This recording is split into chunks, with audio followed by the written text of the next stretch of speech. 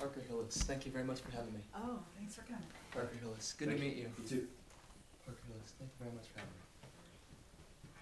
You may begin when ready. I was born blind. Not blind in the sense that I was like everyone else whose eyes are naturally shut at birth, but legitimately, legally blind.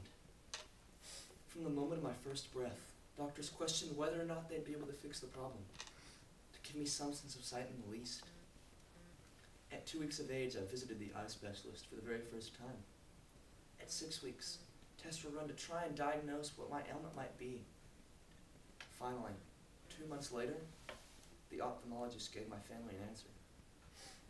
But it was one that none of my loved ones wanted to hear. The news they'd received was bleak.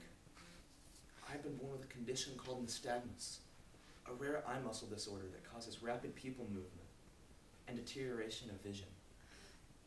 But you see, that's not the worst of it. Nystagmus is one of those rare disorders that there's no true cure for.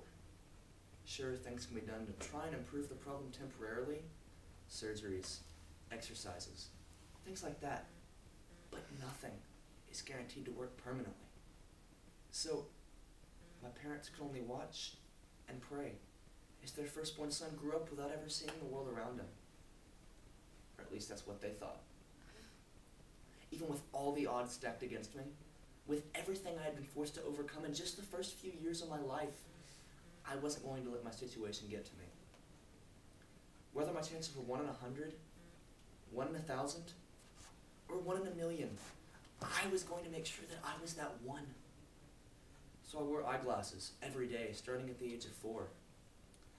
Dealing daily with the annoyance of just another accessory I thought I could lose. I wore an eye patch on alternating eyes for hours and hours on end, constantly leaving me with headaches, migraines that never seemed to go away. I visited an eye specialist constantly. Got to know him well. Probably too well, in fact.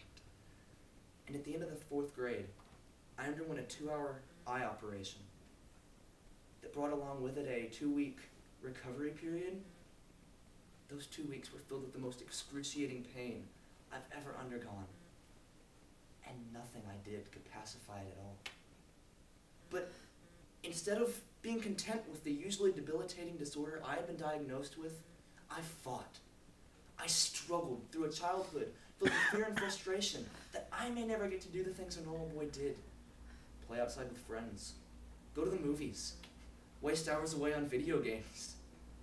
I was fighting for my eyesight, but in reality, I was fighting for my life.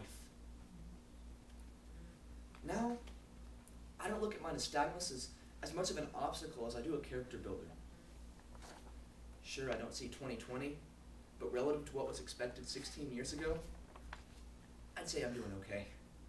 In fact, with my contacts in like they are now, I can probably see just as well as anyone in this room. And that in itself is a miracle.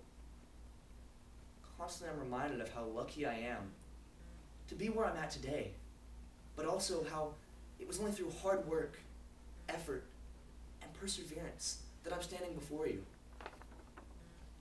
All I have to do is step back and realize that I overcame blindness. So why can't I overcome anything else? And think about it. So can you. Thank you.